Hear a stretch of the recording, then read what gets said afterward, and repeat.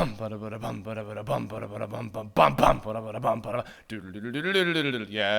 this is a Kirblog. It's another Kirblog. It's about X-Men, specifically the films. Best I could do on short notice. I didn't write that one. Welcome. I am recording this while I am away at Fanime in beautiful San Jose, California. And this is the weekend of X-Men Week, which is also like the Spider-Man Week being extended in celebration of X-Men Apocalypse coming out the weekend that I'm away. I think the day that this is going up, actually. But I digress. I am surprisingly joined by two excellent folks who have never been on the show before. I was going to do this one solo, and then I realized, oh my fucking god, I'm an idiot. I was going to have these guys on with me during Mayrvel month. That's even part of the reason why I was going to do it in the first place. So without further ado, would you guys like to introduce yourselves in whatever order you deem necessary? Yeah, I'm Matt Gardner from, if you know me from anything, it's probably Floating Hand Studios. I'm Peter Gresser. I am the voice of your doubts. I'm from Floating Hands Studios. And if you guys don't know Floating Hand Studios, you very well might know them by their work because they did the wonderful X-Men Floating Hands cartoons. Would you say the most popular of which was the Death Becomes Them one? Yeah, probably. Yeah, that or Dark Phoenix Rising. Okay. Those two both hit a million. So if you know us by our voices, Matt is Cyclops and Jean. That's right. And I am Magneto. Oh, yes, I am Magneto. That's right. And you were everybody else, basically. I am pretty much everybody else. I'm Wolverine, and I'm also Emma. And yeah, I was a big fan of these guys back in like my early Newgrounds days. And then did we meet through Mac? I think when he was visiting one time. Yes. Yeah. It was the Thanksgiving. No, it wasn't the things. Was it? Or was it the Dust Party? It might have been. No, it wasn't the Dust Party. We didn't go to that. No, but it was the week that Edwin was in town. Oh yes, Edwin. It was the second time we were. It was Anime Expo. That's a couple right. years ago, That's right. But we didn't go to Anime Expo because we were looking for apartments for being here, and we didn't know that Anime Expo existed. That's okay. You weren't missing much. That's not true. No, I love Anime Expo. Yeah, so known each other through mutual actor friends, Devin Mack, who's Raccoon on Tome, obviously, and Edwin Tiong, who's in everything I've ever made, and who we love dearly. If I'm the voice of your doubts, Edwin is the voice of your hope. No, he'd probably say, no, I'm the voice of your sadness. Oh, haha. I love you, Edwin. He's probably not listening to this anyway. So I wanted to bring Matt and Peter with me on this one to talk about the X-Men movies. Again, obviously, the weekend this is coming out, Apocalypse, I think will just be in theaters. So I'll be away, hopefully, seeing that. But I just recently rewatched Days of Future Past a couple days before this is going up. And before Days of Future Past came out, now, what was it, 2 years ago, I think, by this point? Yep. Oh, my God. That was quick. I had a little movie marathon of all the X-Men movies, including Wolverine Origins, which we'll get to that. Wolverine. Please, pardon me. Sorry. I think there's 2 colons in there. Is there? Well, I mean, it's 3 Well, if you're no, including... it's X-Men Origins : Wolverine. : The Second Coming : No. Electric Boogaloo. There's at least 2 colons because there's the movie and then there's the script. Good night, everybody.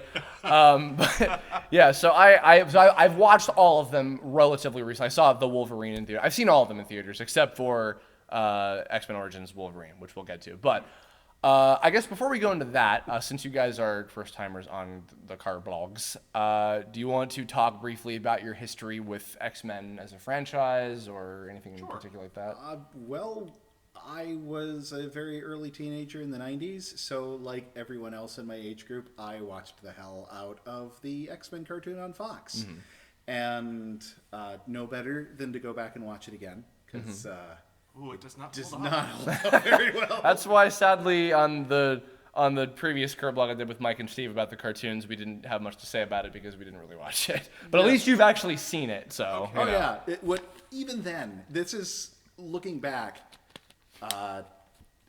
One of those, like, I'm kind of destined to be a bit of an animator because even as a kid, it drove me crazy that every character had the exact same body.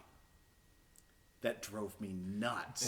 Superhero characters had a lot of the same bodies. I think at that time too. The Senator has the same body. It was also He-Man, and you're He-Man. There's the episode where this political guy, and he infects himself with the mutant disease, and he says, "Let the world know that mutants carry the plague," and he rips his shirt open, and he has the superhero bulging six-pack, biceps, and it's just like it was just, it was freaking weird. Hey, you know what? Working with Being a bigot involves a big gym membership. routine. Yeah, absolutely. No, I mean, you have to carry around the weight of the cross of your secret desires and all of the things that you and like it's I'm carrying an albatross over one shoulder and a cross on the other. Did you also grow up with the cartoon? Oh, I did. Well, okay, so I grew up with the cartoon, but also kind of got into the comics through, and this is going to be, I don't know, Chris, if you saw this one, Book It. Do you remember the Book It program? No, You I don't didn't think have so. that. Okay. So the Book It program was this program that was put on by, I believe, Scholastic, and the idea was to get kids to read. Okay. And if you read, like me, like a normal child, if you read a book, I'm going to say like an Encyclopedia Brown, you would get a star or two. Okay. If you're a weirdo like Matt, and you read A Brief History of Time, as I recall. Yeah. I got 2 stickers for that. Well, And I was so pissed off because there was this other kid in my class who, for every ending in a Choose Your Own Adventure, he got a star. What? So he got like 7 stars for reading, like, I was attacked by a slime. Cheap piece of shit. And then I got two stars for reading freaking Stephen Hawking in 3rd grade. I'm so sorry. I was a weird kid. Oh, you still are. So one of the things that you got for Book It, you would take the points that you would earn with these stars, and you would get like a button, and then you would get like pizza from Pizza Hut, so that you could taste disappointment, and then you would get. It tastes like grease. It does. Grease and disappointment like lubricate everything. So you got a X-Men comic. Oh, cool. Oh, Yeah. the Pizza Hut one. Mhm. That has one of my favorite, because it's specifically it's very much the cartoon version of the characters. Oh, okay. And that is the most fuddy-duddy version of Cyclops that ever exists. Absolutely. And so, no, I'm not kidding. There is one of the Pizza Hut ones opens up with they need to fix some problem with the danger room, and because it's the 90s, they have to go into virtual reality to get into the computer. Yeah. And Jubilee says something about how, wow, this is awesome, and Cyclops is like, no, computers are not fun. I can't remember the line, but it is nearly that. So And so just so is it was such a it was killjoy. a comic specifically based on the show, based on the comic. Yes. Yes. That's meta well, as fuck. Except it was. It had the lineup from the cartoon, But it was the its own characterizations continuity. from the cartoon, but it had a bunch of villains that weren't from the cartoon. Huh. It had Amelia Voigt, who shows up in the cartoon eventually, and yeah, I'm getting blank stares because Yeah. she's kind of obscure. That's why I brought them. Because Yeah. they actually know what the shit. They told me who Zorn was today. I'm just like, who the fuck has he been in one of the movies yet? I don't know. Oh, he will be eventually. They're going to keep cranking these things Oh, out. give it time. I can't yeah. wait till the 3-part Zorn saga. Oh, Jesus. That'll be next because they're finishing a trilogy of the Fassbender. If they don't do Mr. Sinister next, I will be really surprised. Yeah, He's like the big I one am they expecting haven't done that yet. for I sure. don't know, yeah. Matt. I'm looking for Zorn 2, the Rezorning. Electric Zorn glue. I hope more than 3 of you know anything that is happening right now. Literally, it's just us in this room, and I promise only Matt and I know what's going on. Poor Chris. I'm so sorry. No. Again, that's why because you guys speak a different language of this that I don't know. But so the '90s cartoon, and did you guys also both read the comics as well? So I took that Pizza Hut comic, and I took it to the comic book store, which was totally not a front for a drug ring, and to absolutely legitimate business. Yuma, Arizona. Yeah, absolutely, in Yuma, Arizona.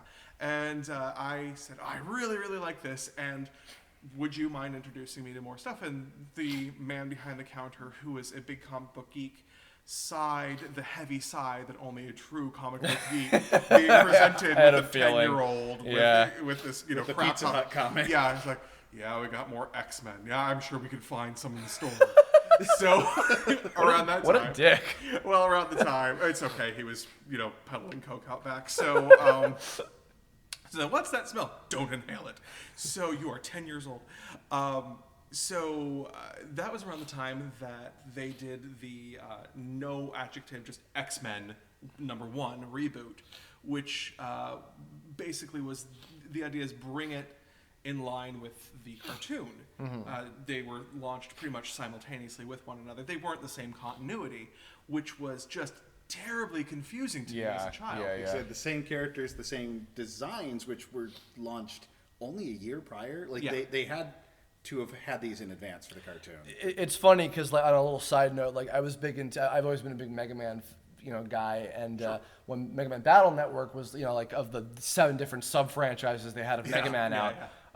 Excuse me. Mega Man Battle Network had the video games as the source material, the manga that was its own interpretation of the events and characters and power-ups of whatever the newest game was, and then the anime, which was spun off of the manga, and it had its own interpretation of it. So I'm like, okay, Mega Man Battle Network 3 just came out. So I'm seeing 3 different versions of the same characters and the same, and in this one, this character's a villain. In this one, this character dies. In this one, this character is a good guy. This one, this character doesn't exist at all. Like, so by that point, somehow I think I was used to enough by that with like cross-media shit. If you follow Battle Network, we might have to make just an episode that is you just trying to explain Base as he exists in Battle. I'll have them back for that someday because I'll gladly do that shit for you. I could not figure that one out. I'm sure. Who's the X-Men character equivalent of Battle Network Base that's like so Zorn. fucking Zorn? Okay, that's about right. So I had my guy at the comic book store, and he said, "Yeah,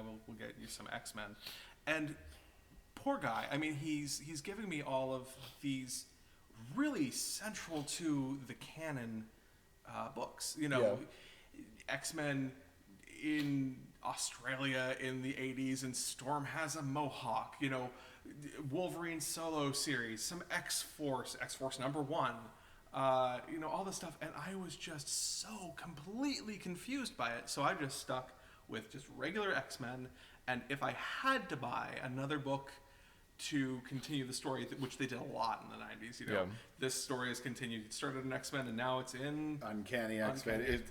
There was a period where it was basically a bi-monthly title with 2 different numbers. Did they also ever have, I mean, this is much more common now, but did they have like compilations of like multiple issues together, or was that not even a thing at the time? Not really at the time. Oh, No. God, that must You have been pretty much had to murder. buy the singles. Yeah. And of course, they were all done with the pricing from Wizard magazine. Yeah. So, the 90s. Yeah, one comic would be. If it had Sabretooth on the cover, it's worth at least $12 just for that. Yep. Lucky us. Sabretooth. Best character ever. Comic collectors, I swear to God, must be like rich or insane or No, thieves. they- No, Actually- the bottom fell out in the 90s. Yeah, now everything's digital, so paper. That's true, yeah. Anything mid-80s or later is generally considered to be worthless. So Just because they started printing for the Okay. collectors, Yeah. and there's just too much of it out there. That makes sense. So I read X-Men pretty religiously up through the Phalanx Covenant, which just stopped making a lick of sense to me. Well, the crossovers, like even looking back at them, they were held together with spit and baling wire. It's amazing they got as cohesive a narrative as they did. Absolutely, and then I stopped reading comic books in general for better part of a decade at that point, and then Matt moved in with me, and he drove in. At this point, I'd known Matt for 3 years, Something like that. We had met because we were both doing webcomics at the time, and he drives up. He's going to move in with me. He drove cross country. And he pulls up in this half-wrecked Ford with Super hot. with the to wit, yes, in fact, it was super hot. He was wearing a full fleece sweatshirt, and it was June in Phoenix. I'm sorry. He didn't know what he had in store, and the back of the car is really heavily weighed down, and he pops the trunk, and it's all of these long boxes or Tupperware bins, the This big plastic. Tupperware bin full of comics. And I said, "What is this?" And he said, "It's my comic book collection." And he said, You're a keeper. I said, "Well, no." I said, "You collect comic books?" And he said, "Yeah." I said, "You read comic books?" And he said, "Yeah." I was like, "I haven't done that for like 10 years." He's like, "Well, I still do." I said, "Oh, I had no idea." And he said, "We met through a comic chat. how did you not know that I was into comics? And I said, I'm not known to be particularly observant or caring. So Matt got me back into comics about a decade after the fact, and the Bendis run, the Morrison run. It was the Morrison run of X-Men, which at least for everybody our age that's still reading X-Men, they generally picked it up with X-Men #1, fell off somewhere in one of the crossovers. Which crossover varies depending on the person. Yeah. And then picked it back up in either the Morrison run or the immediately following Buffy, Joss Whedon. run. Okay. Yeah. The Whedon run was good.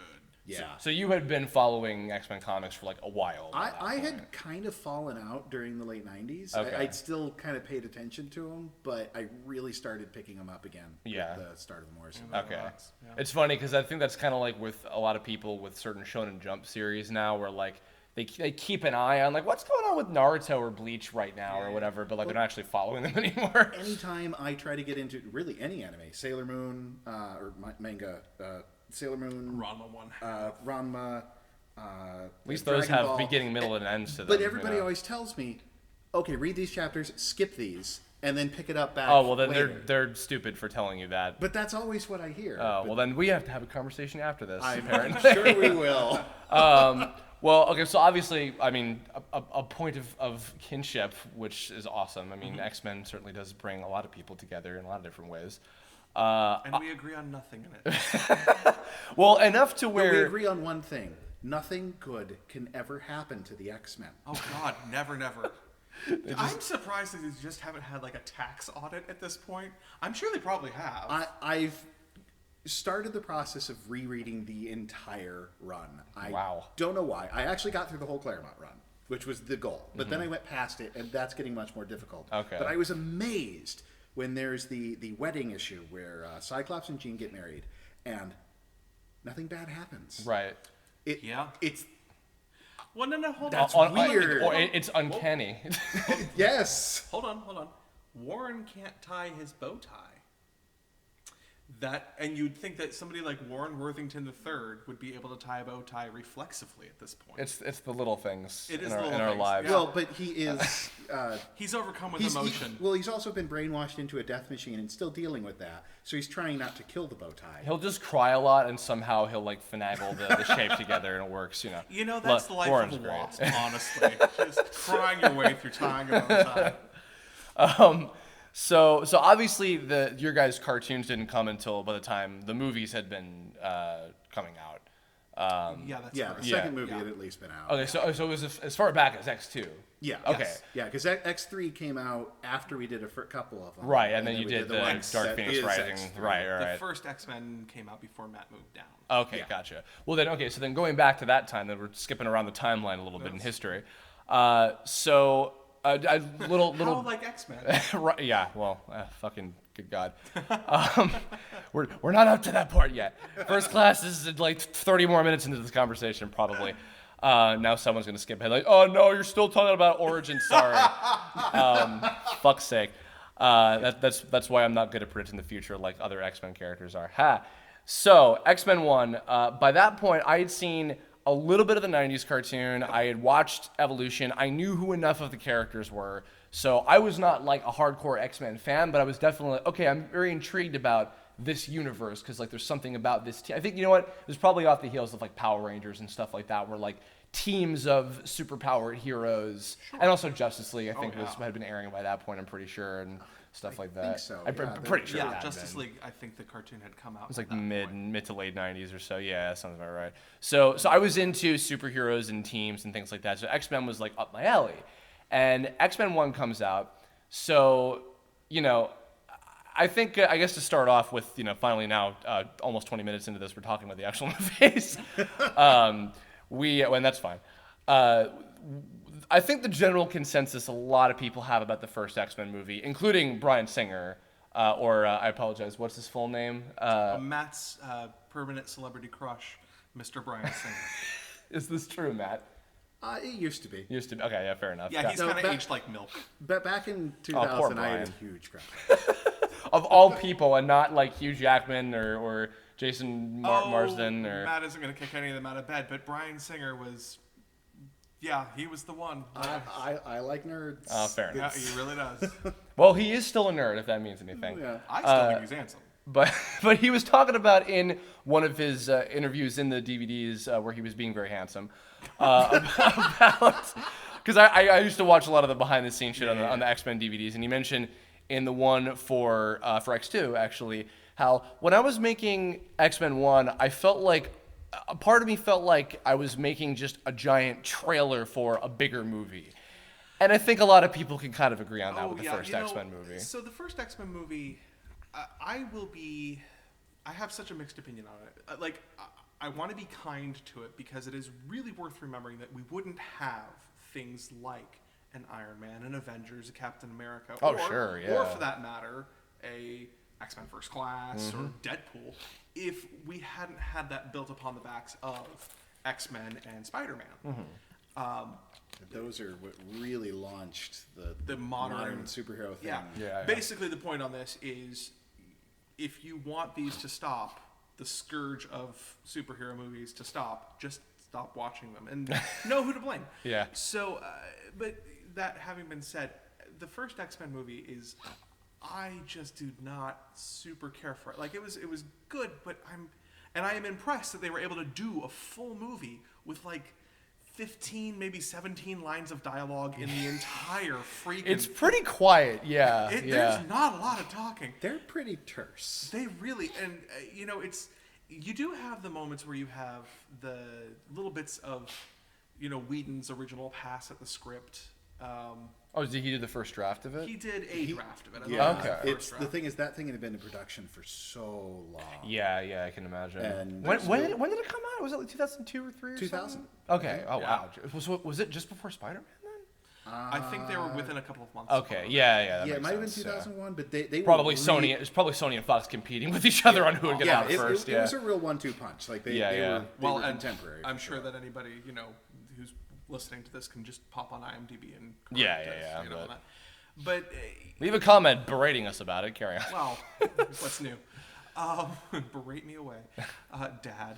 So he's listening to this. So one of the weird things about the first movie is, for a summer spectacle movie, it's relatively low budget, and also weirdly, there are a lot of parts of it that are sort of low key. Like it is a summer spectacle movie, but like a substantial portion of it is, I'm on a road trip in the north. Yeah, it's rather restrained, and ultimately, I think that worked for its best because a lot of the previous superhero movies that We'll meet again, Spider-Man! I mean, that was probably after anyway, but the fact that was like, this is a comic book movie where everybody has to stay. No, what was... One of your guys did an impression... One of you guys did an impression of the 90s X-Men cartoon where everybody's just like stating aloud everything that they're doing at all moments.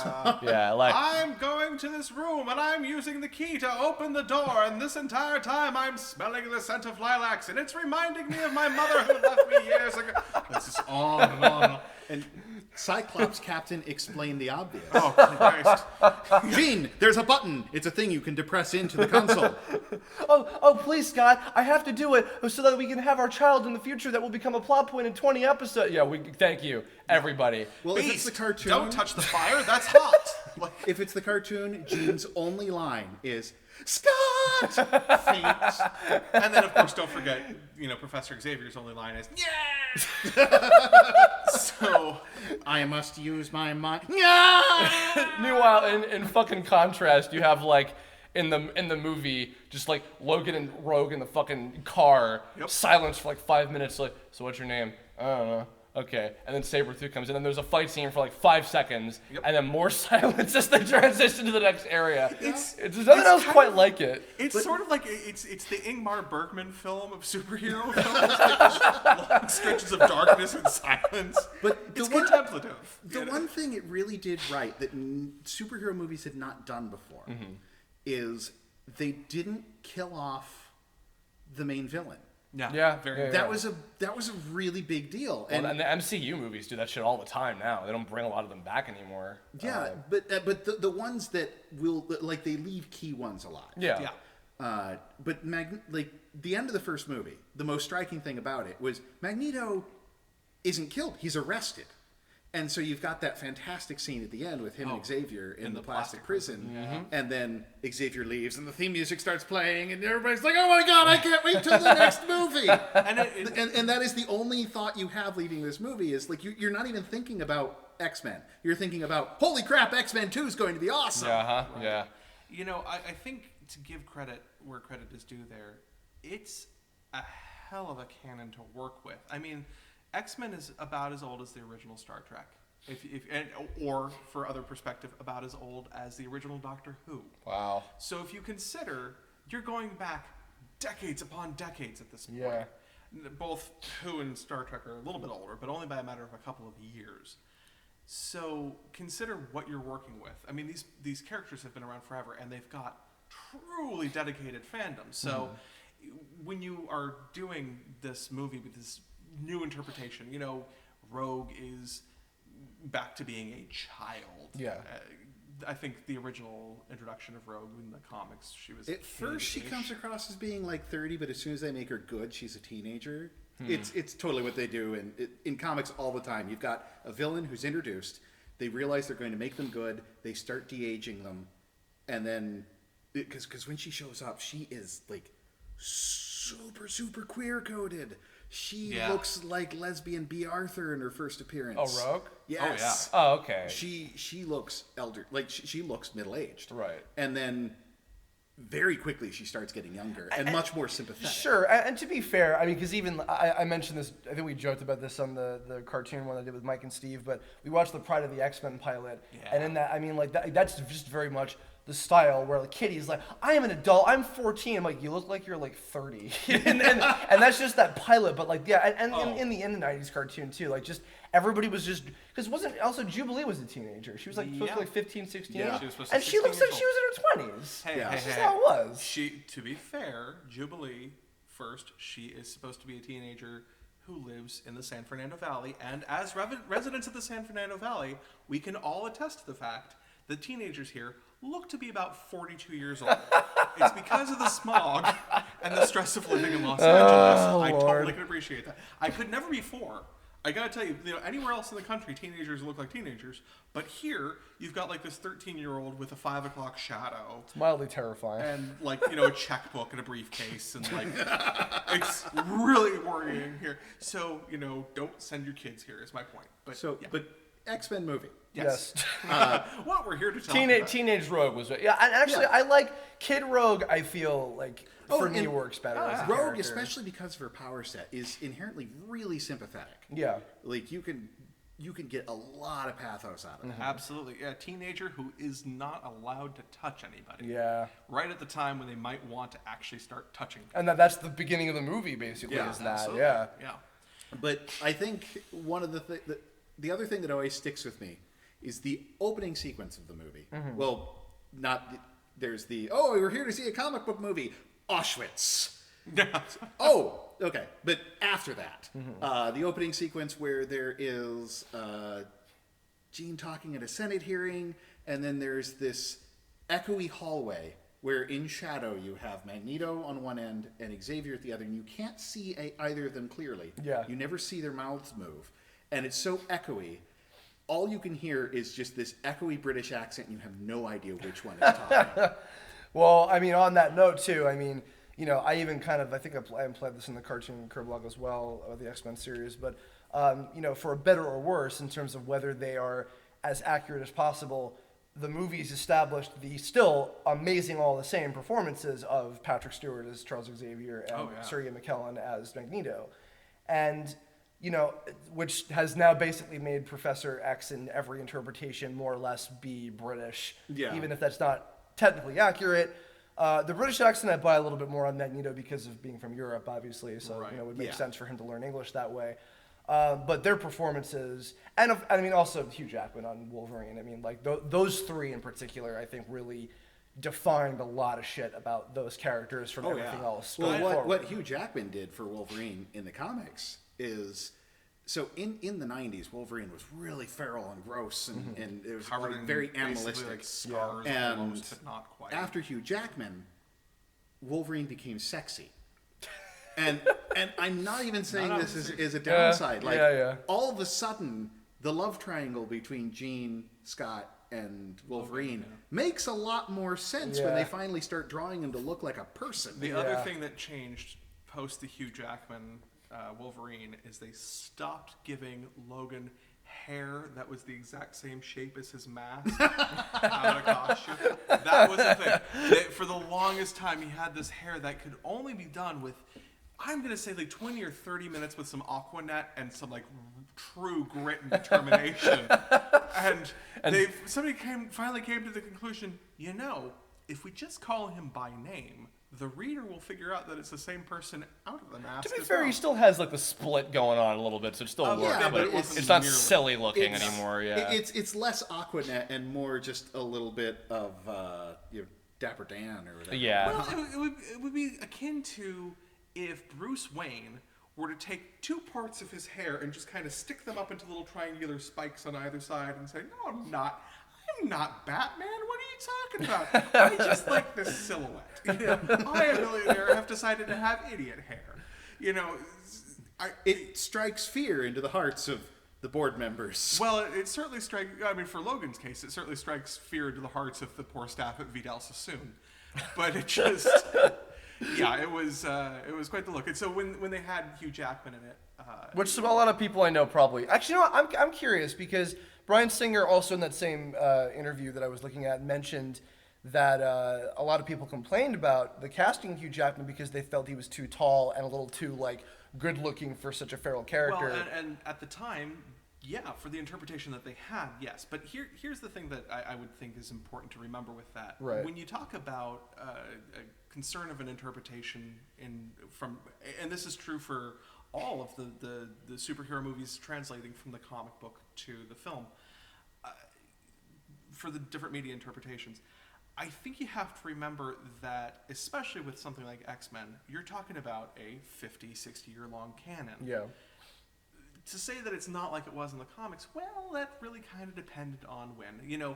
Logan, I'll even say, was probably considered sexy, depending on your interpretation of sexy at the time. Like the original... in 70s, exactly. Wolverine was awkwardly charming whenever he was dressed up, but he was dressed also up. supposed to be, the kind of rugged anti-hero, somewhere between Western and samurai flick. Well, I imagine also, not to skip too far ahead to the Wolverine, but the material of the comics where he's in Japan and he meets Yuriko and Mariko, that's like a sympathetic like Wolverine that can be sensitive and, be in a relationship with somebody absolutely. and not just be lusting. Because like with the Jean thing, that was my first introduction to it in the movie because I'm off the heels, hear me out, I'm off the heels of Evolution, where my exposure is Scott and Jean are kids and Logan's a teacher. I didn't know that the Scott, Jean, Logan triangle was a thing at all until the first movie. And I'm like, whoa, what the fuck is going on? It was weird to me. Because she's presented to be maybe 17 in Evolution. Yeah. And granted, obviously they didn't go there in that series, but if that's your introduction, that's gotta be weird. And also, Jean was consistent. Okay, she's smart and cool and is on top of her shit. Like that was consistent. Scott to me in Evolution, people tell me Evolution is arguably one of the only good interpretations of Cyclops that isn't a dickhole. And then, Jason Marsden is a fantastic actor, but he's having to play dickhole Scott in the movie. Yeah, he gets and it's nothing to do in the first one. The second one, he gets kidnapped. Yeah, and then and third one, he fucking dies in minute 3 of the movie. So it's oh yeah, no, we basically are telling you to root for Logan and Jean. It's just oh, okay, well, whatever, guys. So you may have been spared this. Okay. And lucky you if you were. But there was a point in the 90s and early aughts where Logan was by far the most popular character that they had in the Marvel stable. Oh, I knew that. Yeah, I so couldn't avoid that. They would have Logan appearing on covers of books that he just was not in. Mm-hmm. Just straight up. He might not even be in that issue. They'll just have him there. I think there was... the most infamous is Anita Blake. Yeah. Anita Blake. He's on a cover of Anita Blake, the sexy vampire hunter. Just nothing to do with it isn't even there. Marvel licensed the property and did comics for it, and there was a month where they put Wolverine on the cover of every comics promotional stuff, Wow. including Anita Blake. I mean, I definitely knew at that era, even though I didn't even know what his name was at the time. I saw Wolverine everywhere, so that was pretty evident. Who is for this sure. strange aerodynamic man? Like, yeah, who is this guy in Marvel vs. Capcom? It's so weird to me that now I play Marvel vs. Capcom and now I actually know who all the fucking Marvel characters are years later. What does that say about me? I swear to God. I guess that's kind of all there is to it. I mean, X-Men 1 set the stage. It opened up, the doors to bigger and better things for a lot of better superhero movies. It established a lot of great actors playing these great interpretations of these characters. I think having Wolverine at the forefront made sense, for what it is, and now it's opened up a lot more room for the other characters. What a lot of people forget is in the first movie, him being the main character is a total fake out. Yeah, more or less. Because the Rogue's whole story. movie is just this is about Wolverine, this is about Wolverine, this is about Wolverine, and then the plan is all about Rogue. Yeah, and that's. I thought that was a really fun fake out. Oh yeah, and I mean on the earlier note about sympathetic teen Rogue being more of what I like with her, because I think before that it was more about she's like the sexy Southern kind of belle. out yeah. But and Anna Paquin who was like she made for a really really good type Rogue character You want to hug her, but it'll hurt. Yeah, because it's Rogue. immediately you give a shit. Oh, sorry, he knocked over my Toriel plushie. Speaking of sympathetic characters, I want to hug.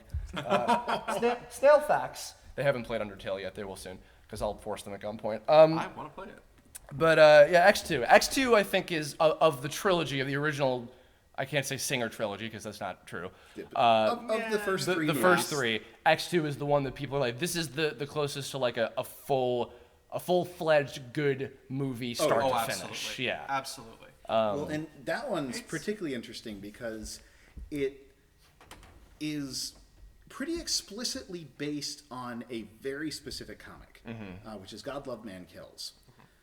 it's a lot of the Weapon X stuff with like. It's the what's weird, and this is one of the things the X-Men movies do is they take a storyline that it's based on, and they just pull like key elements from it, Right. and then write something new with that. Oh, So I mean, it's Days got of this- Future Past is named directly after the comic, but it's not. It's got key elements of that yeah. And other stories, Yeah. but.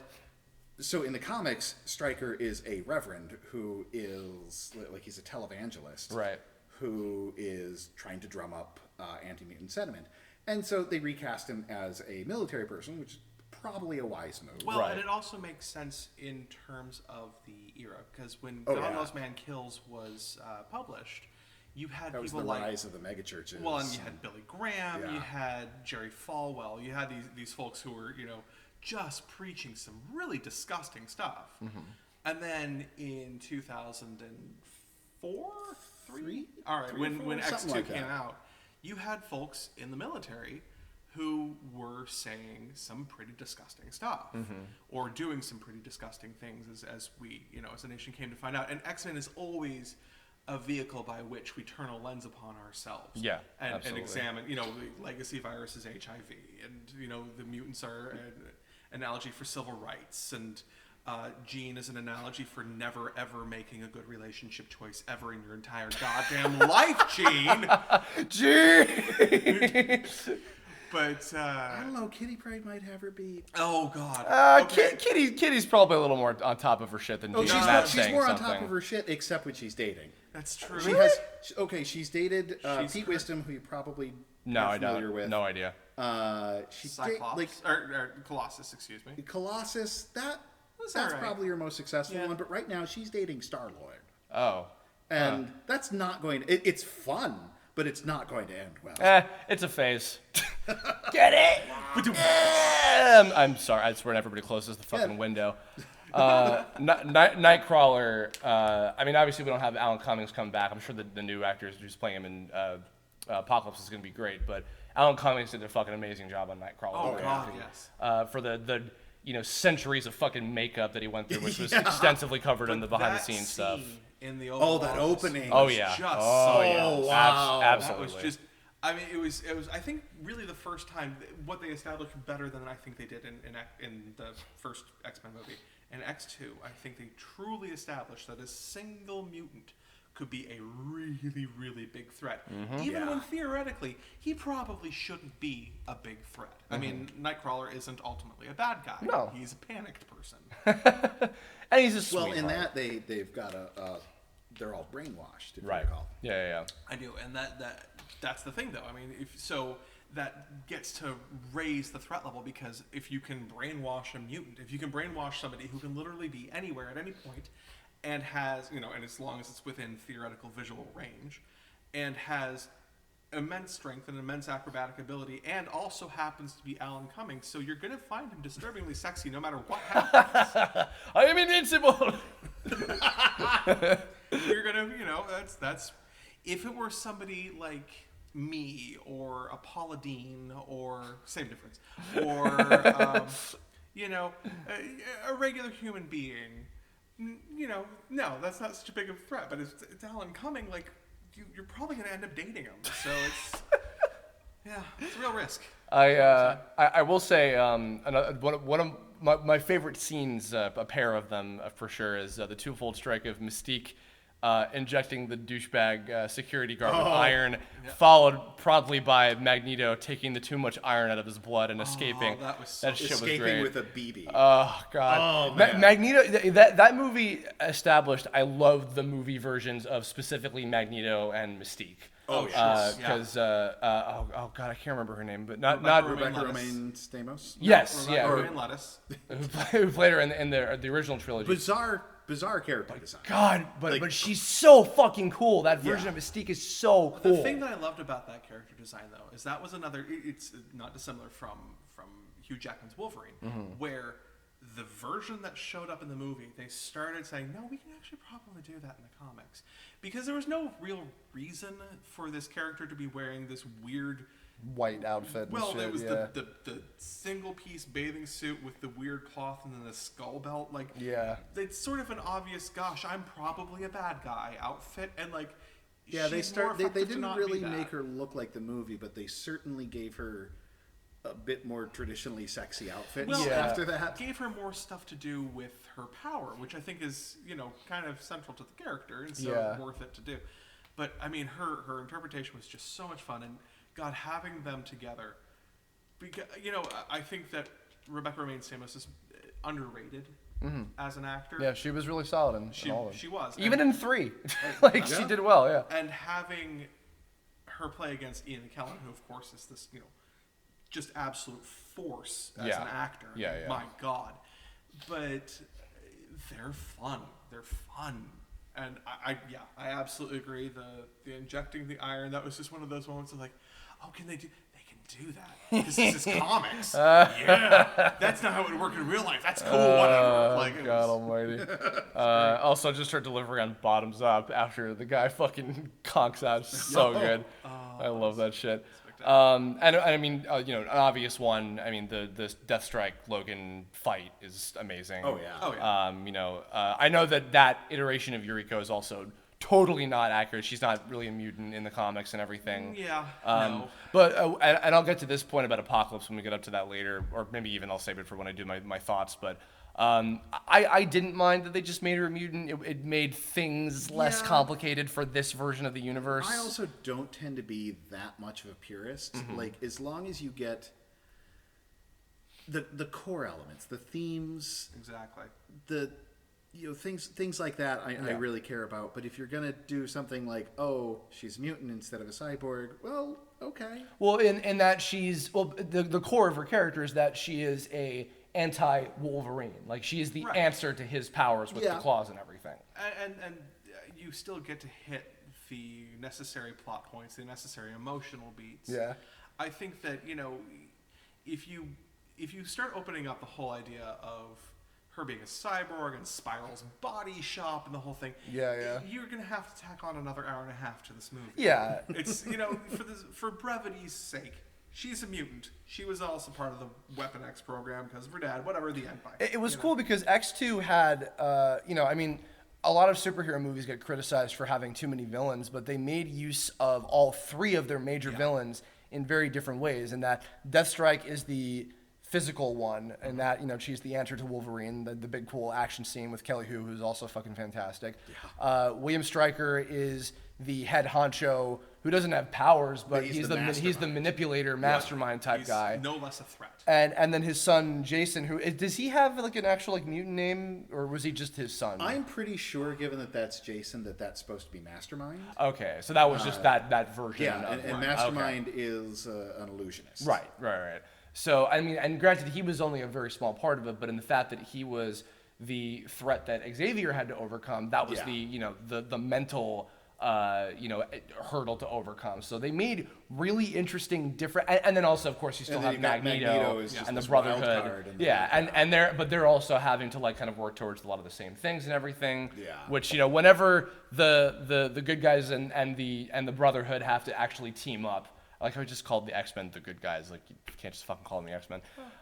When they have to team up against something, which, you know, and then X3, same kind of deal, and to some extent, you know, that makes for really good materials. Yeah, X2 overall really solid.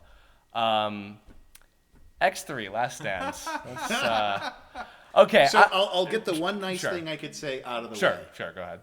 Fantastic action sequences. Oh yeah. Really well-directed action sequences where you had a good idea what was going on visually on the screen. Absolutely. And also, everybody wants to blame Brett Ratner for this movie. He was brought on after they start, like, so last minute that he really wouldn't have had much creative control. Put the blame where it belongs on the producers. Yeah, for sure. So just you know, it's also worth looking at that movie in the context of superhero movies at that point. Sure. At that time, you already had Spider-Man, you had all the previous X-Men movies, you had multiple Spider-Man Yeah, movies. two Spider-Man movies at that Spider-Mans. point.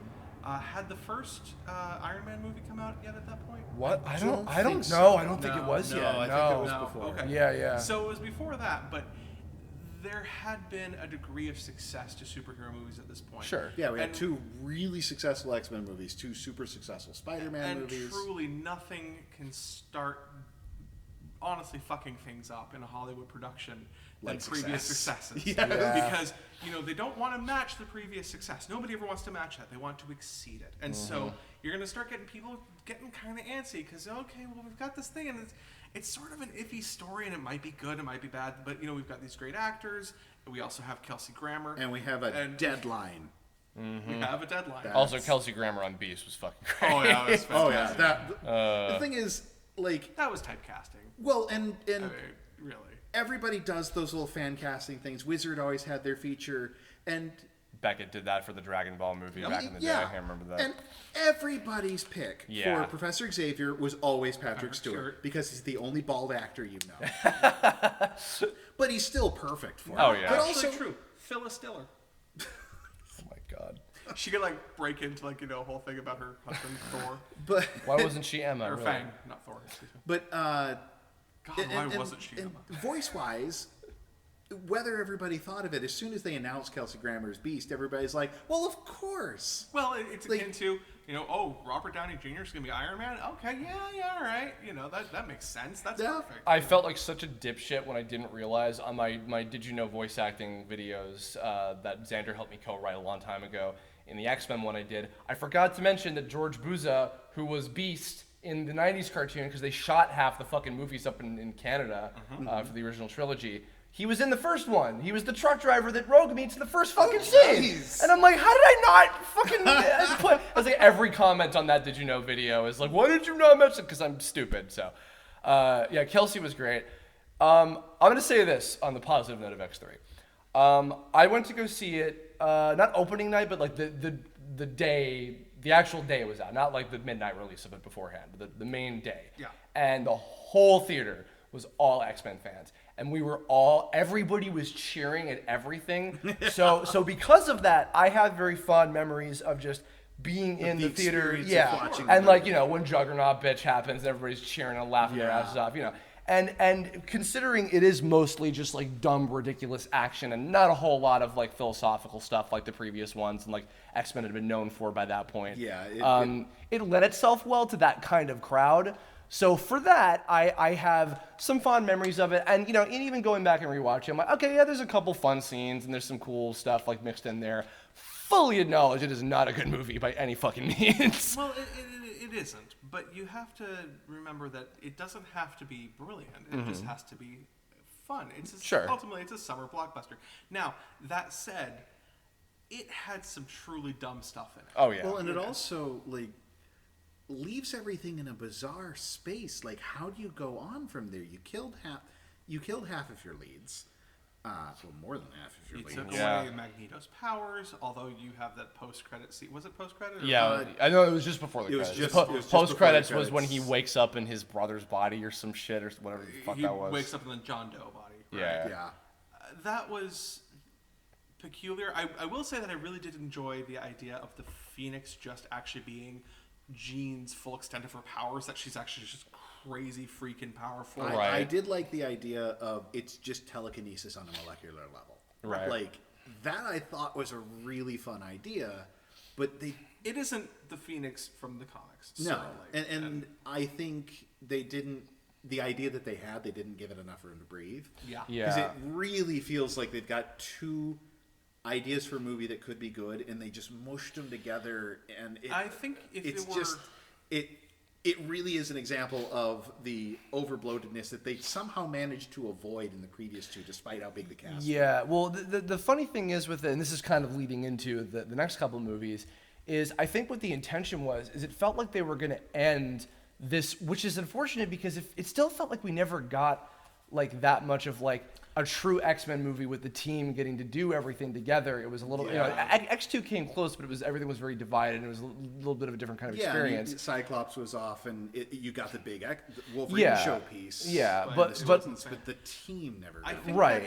that if X3 were out, 5-7 years later, Yeah. they probably would have made X3 1 and X3 2, or it would have been X-Men whatever, X-Men: The Last Stand Part 1. X-Men Yeah, The Last yeah. Stand Part 2.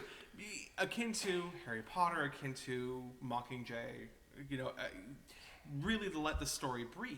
Right. I think that it, unfortunately, they really thought, okay, well, it's time to wrap it up because it is a trilogy, Yeah. The mega franchise hadn't happened yet. For sure, yeah. So I guess they just because from what I understood, the plan was that after that they were going to do the prequel movies, and it was planned to have. Well, they were going to do the Wolverine one, and the Magneto one, Right. and there were talks about an Xavier one and all that. Okay, yeah. Well, and But which yeah, basically the two big ones that went into production were Wolverine and Magneto. right. And the funny thing is, like, then because I guess transitioning into X-Men Wolverine, it seemed like when they started on that, even though they were like, oh, it's going to be in continuity, sort of, like, it, because my ultimate rebuttal to that is like, well, fucking Sabretooth. So why is it then, if we have this whole, like, I mean, perfectly acceptable backstory, I guess, of, Logan of James Howlett and Sabretooth being, knowing each other for all that time, then why the fucking X-Men 1, when they fight in the first scene in the snow, they don't have some big fucking, like, oh, Logan, it's been a long time, right, Jimmy, or whatever. I think the point on that is that the Weapon X program did so much damage to Logan's brain that he might not have realized or whatever. But then wouldn't have Sabretooth had loses something... his memory at the end of the movie, too. Oh, now, yeah. Sabretooth not knowing, that's... And granted, it's- different actors and whatever, Yeah, but I mean, they've but changed also them. it's X-Men. Retcons are part of the thing, Yeah. so... So I guess in a way, what it kind of looks like is that the trilogy is just its own thing. It had a beginning, a middle, and an end, and then it just ends with that. And then because Origin, as far as I know, has been still in line with everything else that's happened in the recent movies. So, well, it's not. Not 100%? There's a couple things that contradict it because Emma's in there. Right. Well, yeah. Which Emma's in that there was much- and Scott was yeah. in there. Yeah. So they're God. just quietly ignoring X-Men Origin, which is probably the wisest. Right. Yeah. Well, now it's going to be interesting to see because aren't they doing another? They're doing one more Wolverine movie, as far as I know, Yeah, but and the then that's second it for Wolverine Hugh movie Jackman. also was so standalone. It's true. The only thing it wasn't was it was kind of a sequel to Wolverine's arc in X3, which I actually thought was Oh yeah, so I guess that is the Wolverine. that's the kind of. Yeah, I know, but is that kind of? Does that take place after X3? I guess. explicitly. He keeps dreaming about Jean. That's right. I forgot. Oh, okay. Well, we're skipping ahead a So, little bit. 'cause But the way let's just talk about the Wolverine the anyway. clever thing I whatever, thought they yeah. did with Wolverine, since X-Men Origin Wolverine's not very good. Right. It is a bloated mess. With crazy It doesn't make pacing. much sense. My God, Yeah. the pacing on Oh, that movie. It's, yeah. it's just Although- stupid. It's just but there's a lot of do you wanna stupid call it shit one in thing? it. It One is positive thing. weirdly fun to watch. It is like one of those like glorious train wreck movies. But one positive thing, gotta call out. Troye Sivan as young James Howlett. Really good. And I liked, what's his name is Sabretooth. Who was that? Oh, the new guy that took over for him in that movie. I don't remember him either. Oh God. With the short hair. no, He was good. He yeah. was fun. I have no issues with most of the cast in that, but it's just the movie was a mess. Yeah, I mean, to be fair, if I had to pick an X-Men train wreck movie to watch, I would pick X3 over no, Wolverine. it's like both of them would make a great double feature for Bad Movie Night. But I'm totally the Bad Movie Night guy. Right. So, like, I'm not watching this because I like it. Right. I'm watching it because Yeah. I love stupid stuff. Well, Matt I- actually told me that One of my Schindler's favorite List was a movie- romantic comedy. One of my favorite movies is Wizards of the Lost Kingdom 2. It's not good, but I love watching it. I love watching Dragon Ball Evolution. I absolutely So. loved. Ironically, At that point, that was the ironically. best on-screen Peter Parker. That was fucking Justin. What's his name in that movie? Yeah, was a great Peter Parker. Yeah. For me, it was Three Ninjas Strike Back. Oh my god. Well, I guess before we go to because I want to save first class, let's actually go into the Wolverine since that does have to do with the topic. So I actually I liked the Wolverine. Oh, I did too, yeah. I forgot that it was after X3. That does make kinda sense. it's a lot of fun. It kind of fumbles the landing. Right. If I'm just landing, I'd say even the second act kind of gets a little bit sticky. There's some points where you're like, oh, and it does have some pretty spectacular. Was this the Wolverine? Which one was the one where the Wolverine is where The he goes to Wolverine's Japan. one in Japan. I'm not thinking. I'm thinking. You're thinking Origin? with the Howling Wolverine. Oh, Oh, God. geez, yeah. The fact that the writers do not realize that Wolverines are badgers, They're not wolves. They're not wolves. Whoops. No. There is a great article by there's an It's X-Men Jay podcast called Elden. Jay and Miles Explain the X-Men, which if you want to get into X-Men books, this is a great primer for it. Okay. But one of the writers of that has this hilarious review of X-Men Origin Wolverine, and it's just tearing the movie to shreds and having a blast. Like clearly, Yeah. Jay loves and hates this movie, and it all like the hilarious. love and the hatred just all comes across in this review. It's one of the funniest things you'll ever So, read. with regards to the Wolverine, the second movie, I think one of the really best parts of that movie to me was the parts with before Logan learns any sort of Japanese. Canonically to the story, there are plenty of parts that are in Japanese that have no subtitle, and I thought that was such an important little bit. Yeah. If the viewer is theoretically not supposed to understand Japanese, if the character is not supposed to understand Japanese, then neither should you. Yeah. You shouldn't get the pass of Yeah, because Wolverine is the point of view. So Yeah, he doesn't yeah, understand for it. sure. So I really enjoyed that. It's unfortunately it suffered under the first movie because the general knowledge at this point was, the Wolverine movie was just so bad, and So they've got so much to make up for. So Right. much they have to get over so much bad will. I had an interesting perspective because I skipped Origin completely. I heard so much bad shit about it, I didn't see it. And I missed First Class when it was in theaters. So I saw the Wolverine before I saw X-Men Origin and before I saw First Class. Okay. And then before Days of Future Past came out, I just marathoned all of them. Okay. Except for the Wolverine, just because I had just seen that. But I went in basically only hearing the legends of how awful Origin was, and I knew a little bit about the Wolverine Goes to Japan storyline, just knowing enough So about much- Deathstrike and all that. Ultimately, it's just kind of pleasantly surprising. Yeah. It had a I know all okay. What I do know next to nothing about is Silver Samurai. Most people I hear tell me he's kind of a lame-o character. He's pretty lame, but even as lame as he is, they butcher that character. And I kind of liked what they went with the guy in the armor. I was like, that's kind of interesting. Okay, And that's it a was okay. case of them mushing it's one of the cases where they're mushing a lot of characters I together. figured, yeah. And they just sort of also do a couple fake outs because if the story that's based on canonically, there's no big robot at the end. Right, yeah. I think it's worth noting, though, that that's one of those scenarios where they probably took a character and said, okay, we want to introduce this character, but we don't think that enough people have probably read this book, this story. They know this character, so let's do something that's going to be pretty palatable to somebody who maybe isn't particularly familiar with the character. Yeah. Well, and old friend of Wolverine who turns out to be a scumbag trying to manipulate Wolverine is the basis of so many Wolverine stories in the comics. yeah. So it's very true to his solo stuff. And also, I mean, the scene where like they literally take out the claw, like they declaw Wolverine, and then he's left with the bone ones again. Was like that scene is like fucking terrifying. It was very well executed. That calls back to the comics in the 90s. It was Fatal. There's Fatal Attractions where Magneto rips out the metal from his skeleton. Yeah, right. Takes all the metal out of his body. And then there's a later follow-up where now that his... and that's where it's revealed that he has bone claws underneath. Right. Which was a big retcon, but honestly makes a lot of sense. They said, the bone... that the space is ossified because of his healing factor, and so that was how he was going to continue to... Okay, Yeah. But nice hand wave.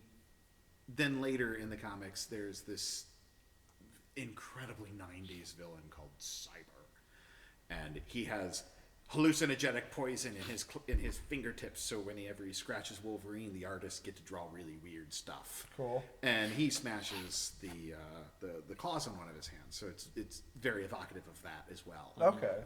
So that's them kind of again taking bits and pieces from other stories and transplanting them into what is essentially an adaptation of the first Wolverine miniseries. Right. Unfortunately, what it doesn't involve, and I think this is a real miss, is him hunting a rabid bear that's been poisoned by a hunter. At the very beginning of the miniseries. Yeah. So, okay, he's referring to the very first Wolverine miniseries, which actually is really good. It's Frank Miller as an artist at like the peak of him as an artist. Yeah. But paired with Chris Claremont writing, and they go really well together. Okay.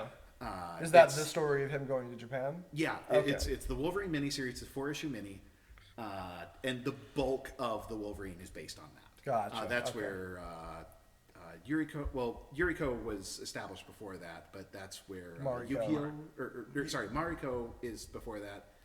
Yukio was the cool chick with the pink hair. The kind of Daredevil one. Yeah. Yeah, she's introduced in the miniseries. That's where she's from. The old guy who summons him there.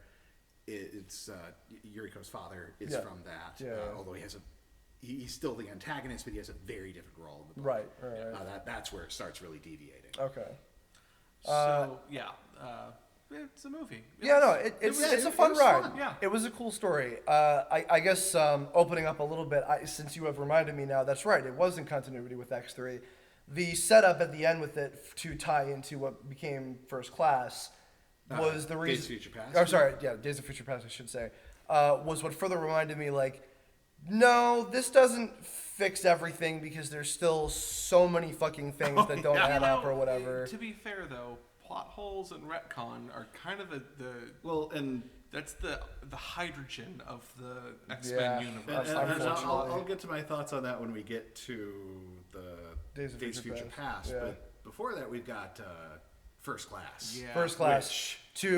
To date, so far, and this is nothing against Days of Future Past, but that so far is my favorite X-Men movie. I Class. think I agree. Yep. Absolutely. Yeah. I thought Michael Fassbender was amazing, and it is so stylish, and it's really like so. All the other ones were very clearly sci-fi. Yeah. And it started drifting more into traditional superhero stuff as it went. Yeah. But it's all in the sci-fi trappings, and then First Class puts it in. Like kind of a bizarre choice to do spy trappings with it. Yeah. And it worked really well. I think the thing that if you had come to me and said, all right, Kevin Bacon is going to be terrifying. I would have said, you mean by the way, Kevin Bacon's in this movie. We didn't advertise this no, at all. and he's good. Kevin Bacon is going to be terrifying.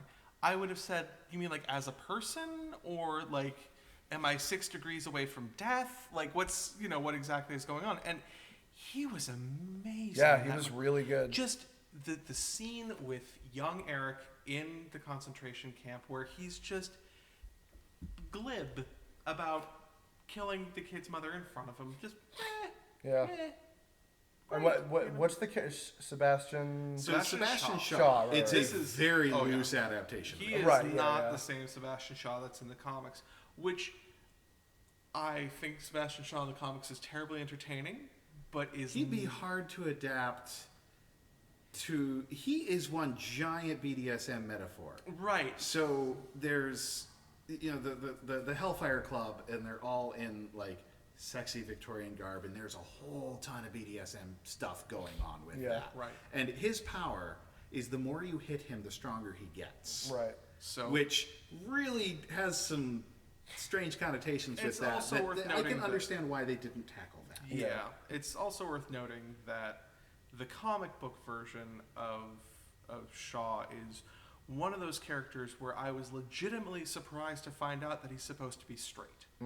They legitimately surprised because they camp him up he's so fancy. much. He's very fancy, but they camp him up so much. I'm like, oh, okay, so it's the 70s. It's supposed to be kind of a.